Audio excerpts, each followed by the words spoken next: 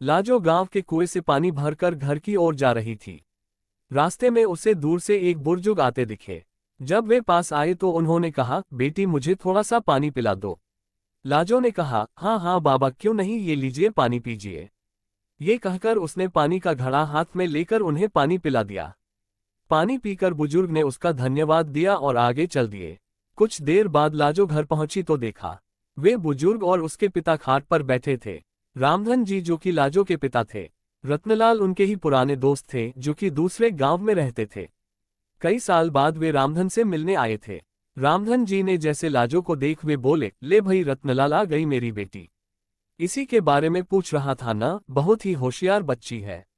बस मेरी गरीबी और इसकी माँ के न रहने के कारण इससे इसका बचपन छिन गया। आ बेटा, ये तेरे चाचा हैं, मेरे बचपन के दोस्त। लाजो कुछ बोलती उससे पहले ही रत्नलाल जी ने कहा, भाई रामधन, तेरी बेटी बहुत संस्कारों वाली है। आज कुएं पर इसने ही मुझे पानी पिलाया था, और कोई होता तो पहले मेरी जात पात पूछता, फिर कहीं जाकर पानी पिलाता। तेरी बेटी बहुत परोपकारी है। अपनी तारीफ सुनकर लाजो शर्माकर अंदर चली गई। तभी रामधन ने आवाज लगाई, बेटी अपने चाचा के लिए कुछ मीठा ले आ। रत्नलाल जी ने उसे रोकते हुए कहा, भाई मुंह बाद में मीठा कर लेंगे, पहले मैं जिस काम से आया हूं वो तो सुन ले। हाँ भाई बोल, क्या बात है, घर में सब ठीक तो है ना? रामधन की बात सुनकर रत्नलाल ने गंभीर होते हुए कहा, भाई मैं अपने बड़े बेटे के लिए तेरी बेटी का हाथ मांगना चाहता हूँ।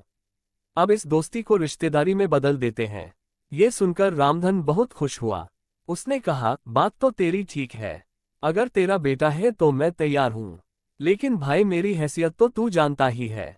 जहां तक मुझे पता है तेरा तो शहर में बहुत बड़ा कारोबार है, कहाँ मैं कहाँ तू। रत्नलाल जी ने कहा, पैसा की तू चिंता मत कर, मेरे बेटे के लिए कई बड़े घरों से रिश्ते आए, लेकिन मैं एक ऐसे बच्चे को अपने घर की बहू बनाना चाहता था जिसमें संस्कार हो।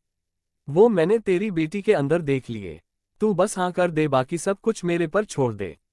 रत्नलाल जी की बातें सुनकर रामधन ने तुरंत हाँ कर दी। ऐसा घर बैठे रिश्ता आए तो कोई भी मना नहीं कर सकता है। किवाड़ की ओट से लाजो ये सब सुन रही थी। रत्नलाल जी ने आगे कहना शुरू किया, हाँ ये बात हुई न खुशी की। अब जल्दी से मिठाई मंगा, अब मजा आएगा मुंह मीठा करने में।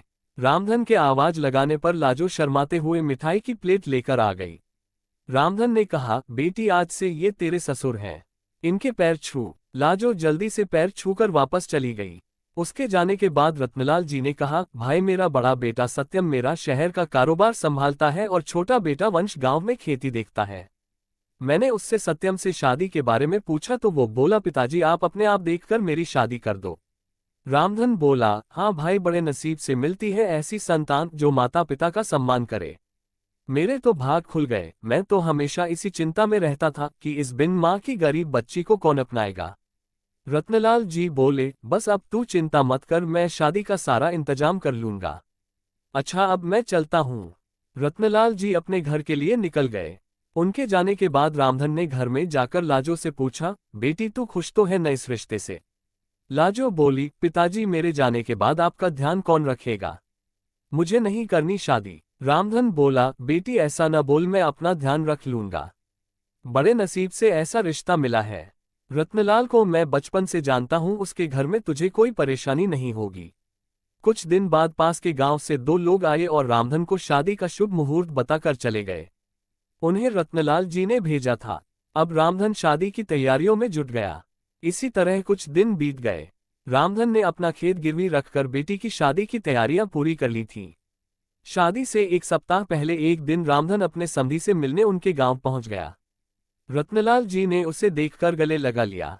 उन्होंने अपने परिवार से मिलवाया। अपने होने वाले दामाद सत्यम से मिलकर रामधन बहुत खुश हुआ। रत्नलाल जी ने कहा, भाई तू यहाँ आया है, जरूर कोई बात है, बता क्या बात है। रामधन हाथ जोड़कर बोला, नहीं भाई, मैं तो बस ये बताने आया था कि मैंने शादी की सारी तैयारियां कर ली हैं। आप एक बार आकर देख लो, कुछ कमी लगे तो बता देना, जिससे आपके मेहमानों के सामने आपको शर्मिंदा न होना पड़े। रत्नलाल जी ने कहा, हाँ हाँ मुझे पता है, तेरे पास एक ही खेत था, तूने वो भी गिरवी रख दिया, उसी पैसे से सारी तैयारियां की हैं। तुझे मुझ पर विश्वास नहीं था। जब मैंने कह दिया था मैं शादी की तैयारी कर लूंगा, फिर तूने ये सब क्यों किया? रामधन आश्चर्य में पड़ गया। वह बोला, माफ करना भाई, लेकिन बेटी की शादी के लिए कुछ तो मुझे भी करना चाहिए। रामधन ये कहकर रोने लगा, उसकी आंखों से आंसू बह रहे थे। तभी रत्नलाल जी ने अपने छोटे बेटे वंश को बुलाया और इशारे से कुछ समझाया। कुछ देर बाद रत्नलाल जी ने रामधन के कंधे पर हाथ रखा। रामधन सिर झुकाए शर्मिंदा हुआ बैठा था। रत्नलाल जी ने कहा, ले भाई अपनी अमानत, दोबारा फिर कभी ऐसा मत करना। ये कहकर उन्होंने खेतों के कागज रामधन के हाथ में रख दिए। रामधन ने देखा, अरे ये क्या, ये तो वही कागज हैं तो मैंने गिरवी रखे थे, ये आपके पास कैसे आए? रत्नलाल जी ने कहा, वंश आसपास के गांव के सभी लोगों को जानता है, उनमें से ही एक ने खेत गिरवी रखने वाली बात हमें बता दी, वही यह कागज छुड़ा कर लाया है। रामधन की आंखों से आंसू बह रहे थे। रत्नलाल जी ने उसे गले लगा लिया और बोला, भाई खेती गिरवी रख देगा तो कर्ज कहाँ से चुकाएगा और खाएगा क्या? आगे से ऐसा कुछ मत करना, मैं अपनी बेटी लेने आऊंगा, बस तू मिठाई बढ़िया सी बनवाना। ये सुनकर सब लोग हंस पड़े। रत्नलाल जी ने आवाज लगाए, वंश। वंश ने 50,000 रुपये लाकर अपने पिता के हाथ में रख दिए। रत्नलाल जी ने कहा, ले भाई शादी की तैयारियां कर, और वंश इन्हें घर छोड़ा। और हाँ सुन भाई, कल हम 4-5 आदमियों को तेरे घर भेज देंगे, वो सारा काम संभाल लेंगे, बस तू चिंता मत करना। रामधन कुछ बोल नहीं पा रहा था, उसके मुंह से बस इतना ही निकला, मेरी बेटी के नसीब खुल गए। ये कहते ही वह कुर्सी पर बैठे बैठे लुढ़क गया। इतनी खुशी बर्दाश्त नहीं कर पाया, उसने अपने प्राण त्याग दिए। रत्नलाल जी उसे संभालते, इससे पहले ही वह दुनिया छोड़ चुका था। रत्नलाल जी अपने दोस्त से लिपट कर रोते रहे। वे अपने दोस्त की अंतिम यात्रा लेकर उसके गांव पहुंचे।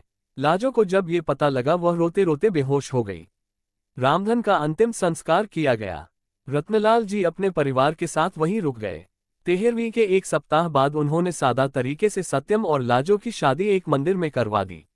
लाजो के चमकते नसीब की खुशी में रामधन अपना जीवन जीना भूल गया था।